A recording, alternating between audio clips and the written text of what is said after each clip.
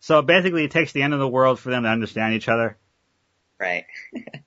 And in a sense, a lot of people who I think go through these kind of situations of like emotional depression and stuff like that, they do think it's the end of the world, you know? Yeah. I mean, that could be something that Anna was hinting at too. One of the things I wanted to address though was at the end of Ava, you notice that Misato's cross is hung up. Mm-hmm. Did you remember that part? Yeah. Yep. I think that was showing us, and if you looked at some of the old, like screenplays and stuff like that, like Shinji was there for a while before. I mean, I don't know how long it's been, but he was there for a while by himself, and then all of a sudden, Asuka came back. You know what I mean? Yeah. Okay. Yeah. But he took that out of the movie. I don't know, how Anno is. He took it out of the movie, even though it would explain a lot more, but he took it out. It's not even in the director's cut, the Ava renewal, stuff like that. Yeah. Well, yeah, ending is whole can of worms, so, yeah, let's move on to Misato. Yes. Okay, so I'll start by just saying that, you get the first real impression of this relationship from very, very, very early on in the series, where she sends him a very nice photograph of herself. Very nice photograph. Just goes off from there. Well, yeah, she definitely likes him, Yeah, she, I think she's just homely. I think that has something to do with Kaji too, though. Yeah, okay. Yeah. And if you look at it from that route, Misato has her feelings for Shinji, and Asuka has her feelings for Kaji. So, I mean, there's the whole opposite thing there again. You know what I mean? No, not really. Well, okay. Shinji thinks of Misato as sort of like a big sister, right? Okay. Type deal. But Misato thinks of it as a little bit different regarding Shinji. Asuka thinks of Kaji as sort of a boyfriend type, and it could be more there, while Kaji doesn't really think anything, just thinks of her as a little sister. Do you see the parallel there? And that goes back to Shinji and Asuka being opposites, but they like each other.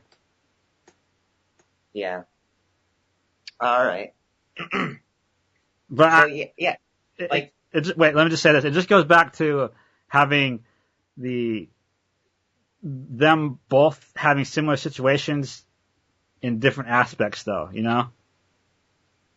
Yeah. Another thing, I think what you're kind of trying to get at is that Misato, really likes Shinji, more than just a guardian or whatever. But Shinji doesn't, he can't, be with her, he knows that. But she, I don't know, it's weird because she's Misato. Yeah. But, I noticed the exact reverse side of that. It's kind of like if Shinji liked Misato like that, like Asuka likes Kaji, you know what I mean? Yeah. It's like a reverse side. Or instead of Shinji not caring about whatever, it's Kaji's not caring about Asuka that much. With the whole kissing and the tongue thing, I mean, couldn't you guess that anyway? That was going to happen sooner or later? Yeah, maybe. Not really. No, I didn't. You don't think that Misato likes Shinji? Well, not before that. Not really. I didn't really know. No, not really. No, I didn't know before then. Really. No. Maybe, maybe sort of, but not yeah. I always thought that she saw Kaji and Shinji or something. In a way. Maybe. Kind of like, making up for what happened in the past with their relationship with Kaji and stuff. You know, Okay. that I don't know. Something along those lines, where she thought that maybe she could sort of redeem herself through Shinji.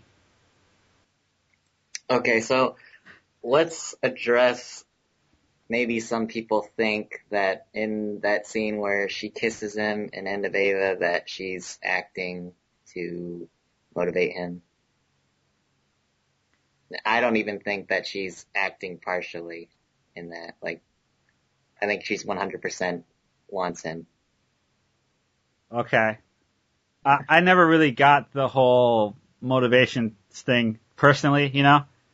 Yeah. I just thought it was just, it's kind of like you're saying something that's never going to happen anyway. Well, yeah, that's kind of like the whole thing. Like, she said that because she knew it wasn't going to happen just to motivate him. Yeah, but like, okay. One of the things I noticed though is like when he looks at his hand, he sees the blood, and then that kind of throws that out the window, though, you know? Because remember, he starts crying. Yeah. Because he's like, oh crap, that ain't gonna happen now. I ain't gonna get laid, you know? So like, one of the things that I noticed though in that scene is, when she said the ping ping thing. Yeah. I mean, try to explain that, man. Yeah, yeah, that's just, well, again, going back to her needing for any type of companionship, she immediately just thinks of Pen Pen, Pen Pen doesn't even talk and English then, or Japanese. but then also supporting this would be her dying words also would be, like, she says something to the fact of, like, Kaji, my love, did I do the right thing, or something like that. Yeah. Well, I want to address that, what you brought up though. Do I think of it as a motivation sort of speech towards him? Not really. I thought she was being truthful, and Shinji was in shock anyway, and then if you notice, he didn't really do anything after that anyway, you know?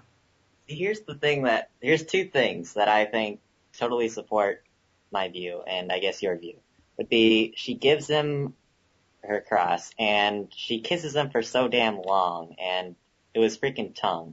He got tongue for that long. Huh? Lucky I up. mean, I don't know if you can necessarily do that and not mean it. Any final words?